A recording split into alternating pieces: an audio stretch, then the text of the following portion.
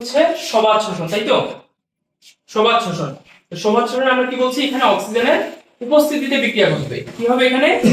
অক্সিজেনের উপস্থিতিতে রাসায়নিক বস্তু জারিত হয়ে প্রচুর পরিমাণে শক্তি উৎপন্ন করবে। কিন্তু অবাত শোষণ বলবো যখন, তখন কি আমরা বলতে পারবো প্রচুর পরিমাণে শক্তি? না, কারণ ওখানে এটিপি উৎপন্ন হয় কয়টা? দুইটা। কিন্তু সবাত শোষণে এটিপি উৎপন্ন হয় কয়টা? 38টা। কিন্তু মডার্ন যে বইগুলোতে এগুলোতে দেখবে তুমি হচ্ছে 36টা। কিন্তু তোমাদের বইয়ে ওই অনুযায়ী আমাকে দিতে হবে 38টাই। ঠিক আছে? তো এখন আসো, তো আমরা কি করব, এখানে দেখো রাসায়নিক বস্তু জারিত হচ্ছে। কে রাসায়নিক বস্তু? কে এখানে? গ্লুকোজ। গ্লুকোজ কার উপস্থিতিতে জারিত হচ্ছে? অক্সিজেনের উপস্থিতিতে। এনজাইমের উপস্থিতিতে জারিত হয়ে কার্বন ডাই অক্সাইড, পানি এবং 38টা এটিপি উৎপন্ন হচ্ছে। এখন প্রশ্ন হচ্ছে, এই যে আমরা সহজভাবে বিক্রিয়াটা দেখতেছি, এটা কি এত সহজেই ঘটছে? না, এটা ঘটার জন্য শ্বসনের 4টি ধাপ আছে। সবার শ্বসনের ধাপ কয়টি? 4টি। কি কি ধাপ?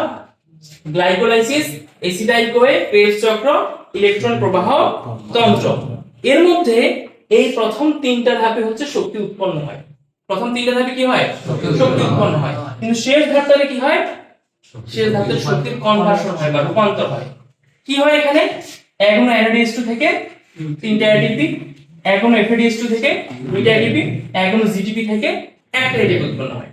এখন দেখো, প্রথম ধাপ আমরা কি দেখতেছি? গ্লাইকোলাইসিস। তো আমরা গ্লাইকোলাইসিসে দেখো কি ভাঙতেছে, এখানে গ্লুকোজ ভাঙতেছে। গ্লুকোজ ভেঙে কি উৎপন্ন করতেছে? Pyruvic acid. তাহলে গ্লুকোজ ভেঙে পাইরুভিক অ্যাসিড উৎপন্ন হচ্ছে। পাইরুভিক অ্যাসিডে কার্বন কয়টা? কার্বনের পাইরুভিক অ্যাসিডে কার্বন কয়টা? 3টা। তাহলে এগারো গ্লুকোজ ভেঙে পাইরুভিক অ্যাসিড উৎপন্ন হচ্ছে 2 অণু। তাহলে এখানে 3টা কার্বন, এখানে 3টা কার্বন মিলে গ্লুকোজের 6 কার্বনটা পূরণ করতেছে। একটা জিনিস চিন্তা করো তো, এখানে আমরা বলছি গ্লাইকোলাইসিস। কেন এর নাম গ্লাইকোলাইসিস? কারণ এখানে গ্লুকোজ ভাঙতেছে। গ্লাইকো মানে কি? গ্লুকোজ। লাইসিস মানে কি? ভাঙন। তাহলে গ্লুকোজের ভাঙনকে বলবো গ্লাইকোলাইসিস। ভাঙনের মাধ্যমে উৎপন্ন হচ্ছে কি? Pyruvic acid. কি উৎপন্ন হচ্ছে? কি উৎপন্ন হচ্ছে? Pyruvic acid. কয় অণু পাইরুভিক অ্যাসিড? 2 অণু পাইরুভিক অ্যাসিড। পাইরুভিক অ্যাসিডের সংকেত কি? CH3COCH। ওকে, এখন আসো এই ধাপে উৎপন্ন হচ্ছে কি কি?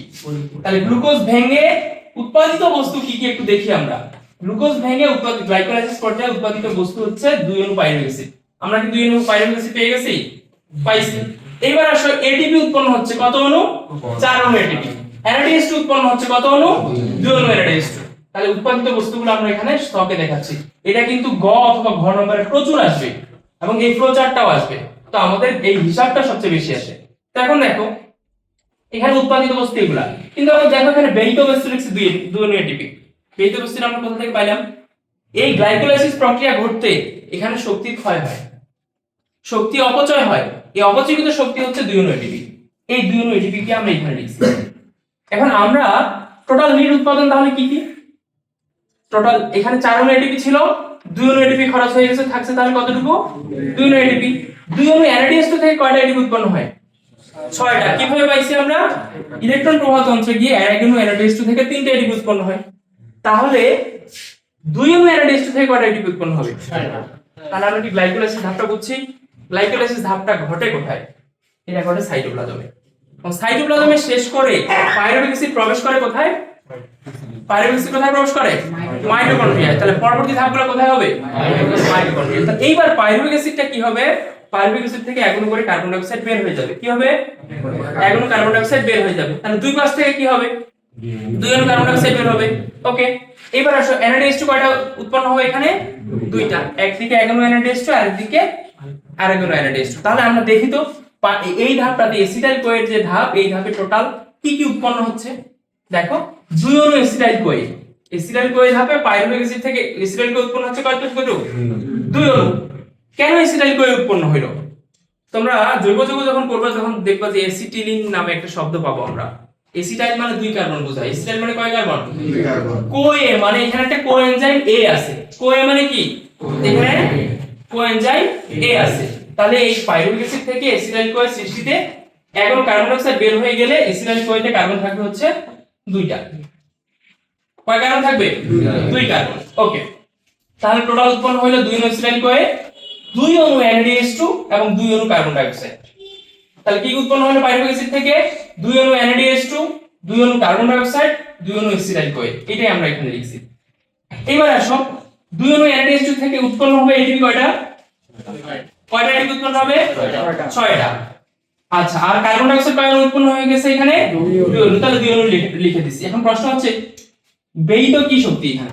Pyruvic acid. এসিডের কয়টা আসছে কোথা থেকে? পাইরুভিক অ্যাসিড থেকে। তাহলে ব্যয়িত বস্তু কি এখানে? Pyruvic acid. কয় অনু পাইরুভিক অ্যাসিড? 2 অনু পাইরুভিক অ্যাসিড। ওকে, এইবার আসো হচ্ছে ক্রেবস চক্র, মানে পরবর্তী যে ধাপ এসিটাইল কোয়ে থেকে ক্রেবস চক্র। এই ক্রেবস চক্রে কি ঘটবে আসলে দেখি। এটা কোথায় ঘটবে? মাইটোকন্ড্রিয়া ঘটবে। কোথায় ঘটবে? মাইটোকন্ড্রিয়া।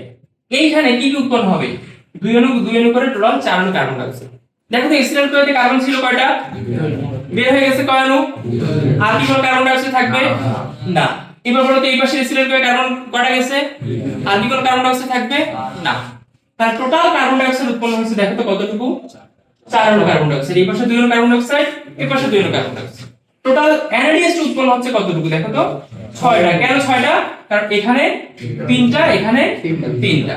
এখানে FADH উৎপন্ন হচ্ছে কয়টা? 2টা। কেন? এখানে একটা, এখানে একটা। এখানে GDP 2টা উৎপন্ন হচ্ছে 2টা। কেন?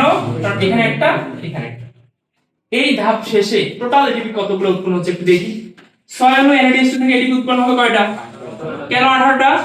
কারণ একটাতে হয় 3টা, তাহলে 6টাতে হবে 18টা। 1 অনু FADH2 থেকে কয়টা এটিপি উৎপন্ন হয়? 2টা। তাহলে 1 অনু FADH2 থেকে যদি 2টা হয় তাহলে 6 অনু থেকে কয়টা হবে? সরি, এখানে 2 অনু থেকে কয়টা হবে? 4টা। আর 2 অনু GDP থেকে কয়টা উৎপন্ন হবে? 2টা। তাহলে বলো তো ক্রেবস চক্রে টোটাল এটিপি উৎপন্ন হয়েছে কতগুলো? 24টি। তাহলে ক্রেবস চক্রে টোটাল কয়টা? 24টি। যদি বলে এসিটাইল কোয়েতে কয়টা? 6টি। আর যদি বলা হচ্ছে গ্লাইকোলাইসিসে কয়টি? 8টি। মনে থাকবে সবগুলো যোগ করলে কতটুকু পাবো? 38 এটিপি। সবগুলো যোগ করলে কার্বন ডাই অক্সাইড কতটুকু পাবো? তাহলে এখানে 2 অনু, এখানে 4 অনু, কয় অনু? তাহলে দেখো তো 6 অনু কার্বন ডাই অক্সাইড, 38 অনু এটিপি আমরা পাইছি। তাহলে এই যে গ্লুকোজ জারিত হয়ে 6 অনু কার্বন ডাই অক্সাইড, 6 অনু পানি এবং 38 এটিপি উৎপন্ন হয়, এই প্রক্রিয়াই হচ্ছে সবাত শোষণ। এই পর্যন্ত।